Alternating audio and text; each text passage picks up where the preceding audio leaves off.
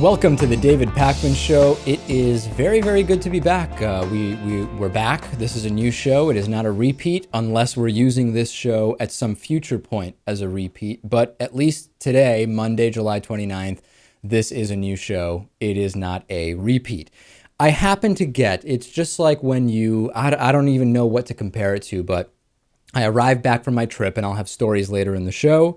And I have 10 or 15 emails from people saying, you've got to see Reza Aslan's interview on Fox News talking about his book, Zealot, The Life and Times of Jesus of Nazareth. It's amazing. Reza Aslan, for people who don't know, is Iranian. He is Muslim. He was once a Christian. And he is an academic. He is an expert. He is a scholar of religion, of many religions. He has written about Judaism. He has written about Christianity. He has written about Islam. He is really a scholar of religion at, I don't know, I would say colloquially at close to the highest level. And Fox News decided to have him on, and they wanted to talk about his book, like I said, Zealot, The Life and Times of Jesus of Nazareth. And the book talks about dispelling some of the myths and falsehoods surrounding Jesus's life, not particularly from the Muslim point of view, not particularly from the Jewish point of view or atheist point of view, just as an academic, just as a scholar of religion. Fox News doesn't seem to really get that, and we're going to play a clip for you here. And Fox News simply cannot understand that Reza Aslan has written a book because he is an expert in this field, not because he happens to be a Muslim and is giving a Muslim view on Jesus. Let's take a look at clip number 1. Well, Reza Aslan was a Christian but converted back to the faith of his forefathers. It's Islam. He has now written a book about Jesus. The book has become controversial as it calls into question some of the core tenets of Christianity. The book is called Zealot, The Life and Times of Jesus of Nazareth. And Reza joins me now from Los Angeles. Welcome. Thank you for having me. Well, this is an interesting book. Now, I want to clarify, you're a Muslim, so why did you write a book about the founder of Christianity?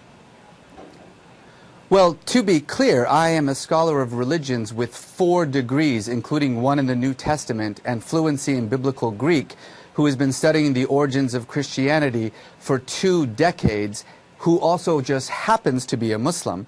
So it's not that I'm just some Muslim writing about Jesus. I am an expert with a PhD in the history of religions. So as you can see, Lewis, Reza Aslan is only being seen on Fox News as a Muslim. And how could a Muslim possibly know anything actually factual about Christianity? This shocks me. Even for Fox News, this shocked me. I watched the whole interview.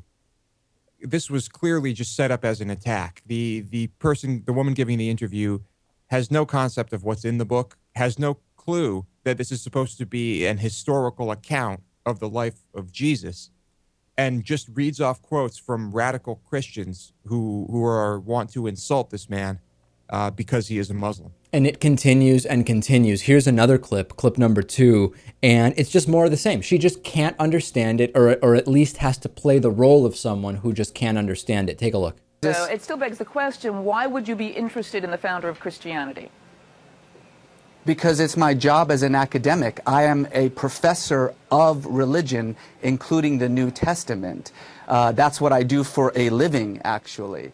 So, I mean, it would be like asking a Christian why they would write a book about, Islam. I'm not sure about that. So there it is. I mean, what if a white guy wrote a book about Martin Luther King, right? Could a white guy really study Martin Luther King objectively? I mean, Martin Luther King was black and he dealt with race.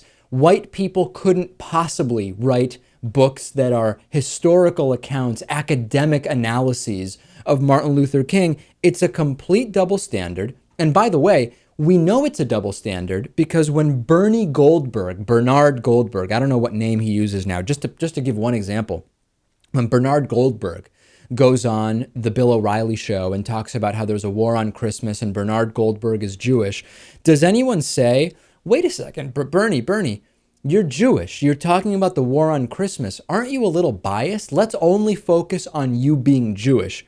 It doesn't happen, Lewis, because we know that this is just a Muslim thing. This is only a Muslims talking about Christians thing, and it's completely pathetic and absurd. Right. They like to cherry pick, and because this book happens to dispute some things that are in the Bible, the New Testament, they think that automatically this is some attack on their religion because it was written by a Muslim. They just don't understand that that really has nothing to do with why he wrote this book, and she just can't get it through her thick skull. Reza actually starts talking the way you talk to like a little kid who can't understand anything, but he's not doing it in like a condescending way, like a sarcastic way. He's literally just trying to communicate just the most basic facts about who he is and his qualifications. And he says, I'm an expert with a PhD. And she's reacting like he's saying, I'm Al-Qaeda. That's the reaction that we're seeing with the continued questioning. And what's happening is that a lot of people can't seem, and what we see here, really what we're seeing here, Lewis, is that people can't understand the concept of religion as human history and the ability to study it, right? We study the Revolutionary War, for example, and we can study the history of religion in the same way. And there's just no getting through, like you said, her thick skull, that Reza is a PhD. He is an expert in this field. I don't think there was going to be anything he was able to say to convince her, or at least to get her to drop the act, which maybe producers told her to put on here. And it's absolutely one of the most embarrassing clips I've ever seen from the point of view of a Fox News interview. I don't really care. Yeah, go ahead, Lewis. Yeah, we can only hope that the viewers understood what he was saying and made that connection.